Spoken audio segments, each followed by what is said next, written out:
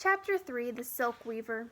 Jack and Annie kept walking across the pasture toward the road. Annie stopped when they neared the farmhouse. "We have to find the Silk Weaver and give her the message," she said.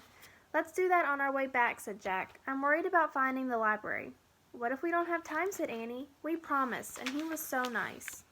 Jack sighed. "Okay," he said, "but let's find her fast. And remember to keep your head down so no one will notice us." Jack and Annie bowed their heads as they headed toward the house. As they got closer, Jack peeked out from under his hat. An ox pulled a cart filled with hay, men hoed the ground, women pushed wheelbarrows piled high with grain. "There," said Annie. She pointed to an open porch where a young woman was weaving cloth on a loom. "That must be her."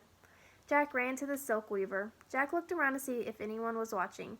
Luckily, all the farm workers seemed too busy to notice anything. Still looking around carefully, Jack walked toward the porch. Annie was already talking to the silk weaver.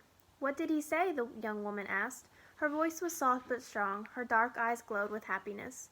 "He said you should meet him in the field at twilight," said Annie. "He's so handsome." "Yes, he is." The silk weaver gave Annie a shy smile. Then she reached down to a basket near her loom and picked up a ball of yellow thread. "It was very brave of you to bring this message," she said. "Please accept this silk thread as my thank you." She handed Annie the ball of silk. "It's beautiful," said Annie. "Feel." She handed it to Jack. The thread was soft and smooth. "How do you make silk?" said Jack. "It is made from the cocoons of silkworms," said the weaver. "Really? Worms? That's neat," said Jack. "Let me write that down." He reached into his sack. "Please don't," said the silk weaver. "The making of silk is China's most valuable secret. Anyone who steals the secret will be arrested. The Dragon King will have them put to death."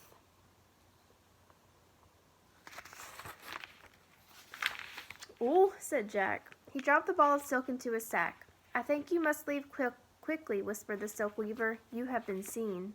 Jack looked over his shoulder. A man was pointing at them. "Let's go," he said. "Bye," said Annie. "Good luck on your date." "Thank you," the silk weaver said. "Come on," said Jack. They hurried away from the silk weaver. "Stop!" someone shouted. "Run!" said Annie. Uh-oh. All right, what did the silk weaver give to Annie? What color was it? And how do they make silk in China?